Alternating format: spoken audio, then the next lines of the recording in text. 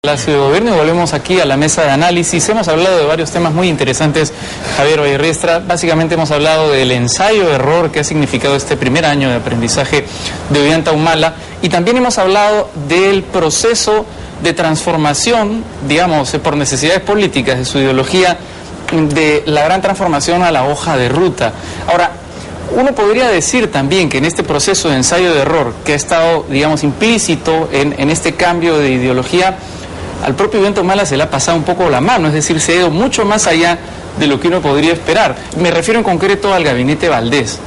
Es decir, ¿qué tanto el gabinete de Valdés se terminó pareciendo más bien a un gobierno de Keiko Fujimori, más por lo menos que a un gobierno de Ollanta Humala? Realmente los tres gabinetes que ha tenido el régimen desde que se inauguró hace un año han sido gabinetes intrascendentes. Son figuras que no son conocidas por la opinión pública. Compararlo con los anteriores gabinetes de la época, para mencionar de Lapra, Luis Alberto Sánchez, una figura pues indoamericana, continental; Alba Castro, una figura conocida en los medios económicos; Cox Larco, etcétera. Pero ¿quiénes son estos señores? Son unos señores muy respetables, son unos señores contra los cuales yo no tengo ninguna objeción que hacer, pero que no están en condiciones de acaudillar un cambio en el Perú, ni siquiera de acaudillar la disciplina. No les pido la transformación, porque quizás sea demasiado para espíritus timoratos, pero sí que estuvieran en contacto con las masas y pudiesen dirigir la nave. Pero así que realmente los tres gabinetes, no hay ninguna figura que me sorprenda. De los 17 señores del gabinete se puede mencionar a Roncayolo, porque viene estando en la Cancillería hace un año, pero todos los demás son figuras que no reúnen esas características. Mucho más papel tiene la señora esposa del presidente de la República, que recuerda a Doña Pancha, la esposa de Agustín Gamarra, que saltaba por los techos persiguiendo a los enemigos del mariscal. Entonces, en ese sentido, tenemos que insistir, aunque esto sea una repetición, en que no es necesario simplemente transformar la arquitectura con estas figuras desconocidas, sino que hay que ir a la infraestructura para que el Perú sea viable. No es viable porque hemos roto las tradiciones históricas, sociales y constitucionales del Perú. Restauremos la Cámara de Diputados, restauremos el Senado, que el Senado sea funcional, que el Tribunal de Garantías funcione, que vayamos a una jurisdicción supranacional respetada. Mientras estemos simplemente monográficamente en el punto de los sueldos y de los salarios, y si se ha cumplido o no, y esto simplemente sea un pliego de reclamo sindical, el Perú no va a avanzar. Es necesario un análisis mucho más profundo y mucho más radical. ¿Qué pasó ahí? Llegó sin equipo, no tenía los cuadros técnicos necesarios, y encima cambia, pues, Ciudadanos por el Cambio por figuras distintas, que tienen que ver también con el paso de la gran transformación a la hoja de ruta. Eso también requiere cuadros y figuras distintas. ¿Qué pasó ahí? Yo creo que hay un par de cosas, ¿no? Primero, el tema de figuras como Luis Alberto Sánchez tiene que ver con un problema de la política peruana. En general, si uno busca en este momento, no hay... O sea, ¿a quién mencionaría como una figura de ese nivel? Que ya viene de varios años, ¿no? Ya y claro, ahora, Humala se ha visto en la necesidad de formar gabinetes que son efectivamente muy técnicos. Yo creo que este gabinete, técnicamente hablando, es mejor que los dos anteriores. Pero tú requieres ministros que sean políticos, ¿no es cierto? O sea, esto es política, y ahí es donde creo que ellos están fallando. Bueno, una de las cosas que cuenta Ricardo Uceda en un artículo de La República sobre el gabinete Valdés es que le habían dicho: tú dedícate de lo técnico, que de lo político me encargo. De lo político me encargo yo y Nadine. Y eso es un error bien grave, ¿no? Entonces ahí la pregunta que planteábamos en el bloque anterior es si Juan Jiménez va a poder significar un cambio en ese sentido. Yo espero que sí. No tengo todas las, digamos, herramientas como para afirmar con 100% de seguridad que va a hacerlo, pero este gabinete le está faltando, o lo que le ha faltado a los anteriores, un poco más de manejo político, considerando que, siendo el Estado peruano un Estado frágil y débil, la posibilidad de hacer cambios rápidamente es muy limitada. Entonces, además, tú requieres señales políticas en el corto plazo. ¿De dónde echas mano? O sea, poniéndote un rato en los zapatos del presidente, de la primera dama, ¿de dónde echas mano de estos cuadros políticos? Porque normalmente estos los encuentras dentro de un partido, pero si llegas casi sin un partido, ¿de dónde echas mano? Toledo, digamos, abrió la cancha mucho más rápido, creo, que Humala, ¿no? Esa fue su gran ventaja. No sé qué piensas tú. Sí, yo creo que cuando uno no tiene partido, o el presidente no tiene partido, y Gana Perú fue un frente que ya desapareció, ha fracasado en el gobierno anterior en el Parlamento, perdió la mitad de sus parlamentarios y ahora tiene serios problemas con la mayoría de sus parlamentarios, no tiene partido, no tiene cuadros y además ha dividido a ese frente y ha dividido su partido. Entonces sus posibilidades son muy pocas. ¿Qué tiene que hacer? Tiene que mirar al centro, por decirlo de alguna manera, y mirar a personas e instituciones en las que hay personas valiosas. Porque si va a pensar en los partidos políticos, que tampoco tienen estructura ni son prácticamente partidos políticos, no va a encontrar apoyo. Siempre hay donde mirar. Que mire al centro, mire a las personas y mire a las instituciones. Lo que pasa es que no lo puedes llamar a un gabinete en que los ministros no son ministros ni secretarios. Yo sé de algunas personas que los han sondeado y han dicho que no. ¿Cómo voy a ser yo primer ministro, por ejemplo, si yo no nombro al gabinete? Sin un poder real. Secretario. Saben ustedes perfectamente y mejor que yo que el gabinete es una mente colectiva de gente valiosa que apoya al presidente a gobernar. Solo una interrupción en abono de lo que estás diciendo brillantemente. Él está poniendo el dedo donde yo lo he sostenido, en la reforma constitucional. Un premier que no es primer ministro, un premier que es el dernier, un premier que es el último, no puede conducir. Es necesario que el premier sea fruto del Parlamento y que el jefe del Estado sea quien lo avale con su personificación jurídica de la nación. Sí. Por eso es que aquí se cumple lo que decía don Manuel González Prada. Se cumple más que nunca, como si fuera una profecía de hace 100 años para hoy. Instituciones, hombres y cosas, todo ha sido falsificado. No son verdad aquí. Adelante, porque estoy de acuerdo contigo.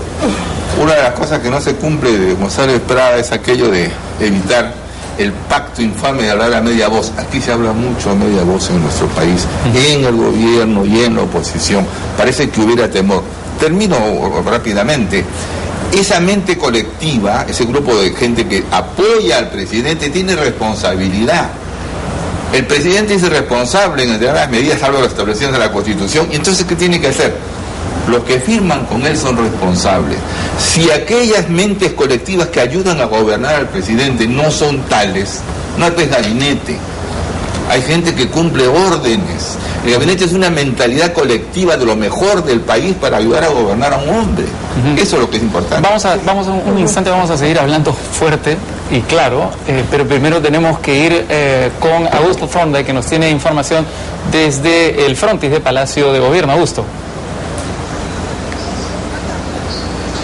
Gracias, Raúl. Rosana, dejamos el set principal unos instantes porque tenemos información en vivo y en directo con Melissa Muguerza. Al parecer la comisión congresal que sirve para invitar al presidente a ir a dar su discurso de 28 de julio ya ingresó. Melissa, con el detalle. Así es, compañeros, solo hace 5 minutos en autos blindados han llegado ya la comisión de anuncio conformada por los congresistas Modelto Julca, Julio Gagó, Martín Rivas, Elías Rodríguez, Esther Capuñay, Mesías Guevara y Gaby Pérez del Solar. Ellos han sido recibidos en Palacio de Gobierno por el jefe de la Casa Militar, el general Germán González, y ya han ingresado a invitar al presidente de la República, Ollanta Humala, a dar su mensaje a la nación en el hemiciclo del Congreso. Ellos recibieron los saludos respectivos del Regimiento de Caballería Mariscal Domingo Nieto. Ahora, una vez que ellos se retiren en estos vehículos blindados que están estacionados aquí en el patio de honor de Palacio de Gobierno, estarían dirigiéndose con el presidente al Congreso. Muchas gracias, Melissa. El presidente de la República ya se prepara para dar su mensaje a la nación. Se especula que será a las 10:50 de la mañana, en breves momentos apenas, que el presidente se dirija al Palacio Legislativo. Mientras tanto, continuamos conversando con Jorge González Izquierdo, economista y exministro de nuestro país. Jorge, ¿hay alguna razón de hacer algún cambio poderoso, algún cambio estructural a nivel económico que tú esperas que hoy anuncie el presidente? Sí, claro, mira, lo que dije hace un rato, los temas salariales que diversos gremios están esperando, esos son temas de coyuntura. ¿no? Que si se arreglan bien, mal, eso va a afectar, pero la marcha del país no en forma sustancial. Sin embargo, hay problemas que sí ameritan que el gobierno del señor Ollantumala, de aquí en adelante, los 4 años que le quedan, porque en su primer año no hizo casi nada sobre eso, problemas que tienen que resolverse de estructura de fondo. Por ejemplo, si es que tú quieres que la sociedad peruana elimine la extrema pobreza y reduzca sustancialmente la pobreza. Por ejemplo, una profunda reforma de la educación pública. Estos reclamos salariales que hay, magisteriales, SUTEP, el SUTEP ligado al Movadef, eso refleja problemas de adentro, de al fondo, no es algo coyuntural. Una profunda reforma de la salud, que el Perú necesita y espera. Una profunda reforma del Estado. ¿Qué vamos a hacer con el tema de la descentralización? ¿Vamos a seguir con 25 regiones? Regiones que además que son incapaces de hacer un gasto público inteligente, eficiente y que tanto necesitan estas regiones. Así es. Y se convierten a veces, y como hemos visto el caso de Cajamarca, Jorge, no podrás negar esto, se convierten en bastiones políticos que se distancian mucho del trabajo de lo que debiera ser un presidente regional. Y por último, yo espero que se anuncie un programa masivo de infraestructura, de inversión en infraestructura a nivel nacional, pero que esto es muy importante. Que consiste la inversión privada, porque el gobierno solo no tiene la plata para hacerlo. Necesitamos esto, además, Jorge, ahora que estamos sumados en una crisis económica internacional. Este gasto interno, esta inversión pública masiva podría generar muchísimo empleo y darnos un soporte ante la crisis. Mira, la experiencia norteamericana, sobre todo, y la experiencia japonesa a raíz del tsunami y el terremoto, han demostrado, pero sí en forma meridiana, ahora no hay duda, de que cuando el gobierno gasta en infraestructura, el bienestar que está creando es de este tamaño.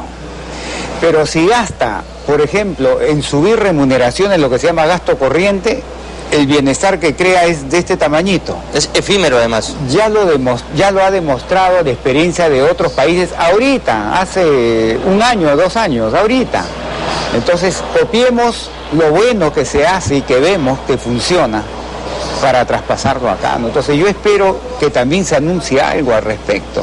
Vamos a esperar unos minutos para ver si es una esperanza con fundamentos o es una esperanza vana, ¿no? Muy bien, bueno, y con todo esto vamos a volver, pero nos toca ahora hacer una brevísima pausa. Continuamos con el Día de la Patria en Panamericana Televisión, no se va.